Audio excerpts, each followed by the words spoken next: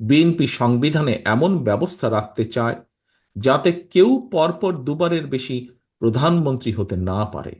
আমি সংস্কারের উদ্দেশ্যে বলতে সেটিই বুঝি যে সংস্কারের মাধ্যমে সংবিধানের কয়েকটি বাক্যের পরিবর্তন নয় শুধুমাত্র, বরং মানুষের ভাগ্যের পরিবর্তন হবে। অর্থাৎ একজন মানুষের রোজগারের ব্যবস্থা হবে, তার ও তার পরিবারের আর্থ সামাজিক নিরাপত্তা ও সঞ্চয় নিশ্চিত হবে।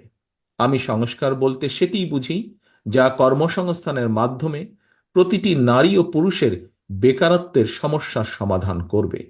যে সংস্কার নারীদের সম্মান, স্বাধীনতা ও ক্ষমতায়ন নিশ্চিত করবে। যে সংস্কার সকল মানুষের জীবনের সুরক্ষা নিশ্চিত করবে।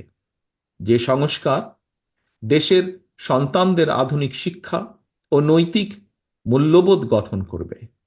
যে সংস্কার মানুষকে কাঙ্ক্ষিত স্বাস্থ্য সেবা দেবে। যে সংস্কার বাজারে নিত্য প্রয়োজনীয় দ্রব্যের দাম স্থিতিশীল রাখবে। আমি সংস্কার বলতে সেটিই বুঝি যা কৃষক, শ্রমিক সহ সকল কর্মজীবী মেহনতি মানুষের ন্যায্য ও প্রাপ্য মজুরি নিশ্চিত করবে। প্রিয় উপস্থিতিবৃন্দ, বাংলাদেশে স্বৈরাচারী ব্যবস্থা যেন আর পুনরাবৃত্তি না ঘটে সেটি নিশ্চিত করতে বিএনপি সংবিধানে এমন ব্যবস্থা রাখতে চায় যাতে কেউ পরপর দুবারের বেশি প্রধানমন্ত্রী হতে না পারে। আমরা আইন, বিচার ও নির্বাহী বিভাগের মধ্যে ক্ষমতার ভারসাম্য রাখতে চাই।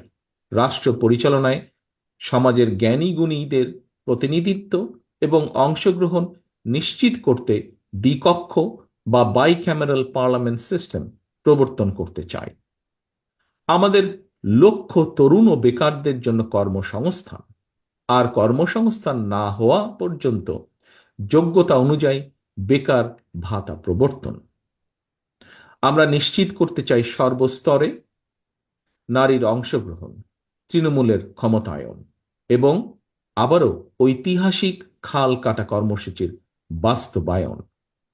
Health care, education, agriculture, energy, climate and economy সব ক্ষেত্রে আমরা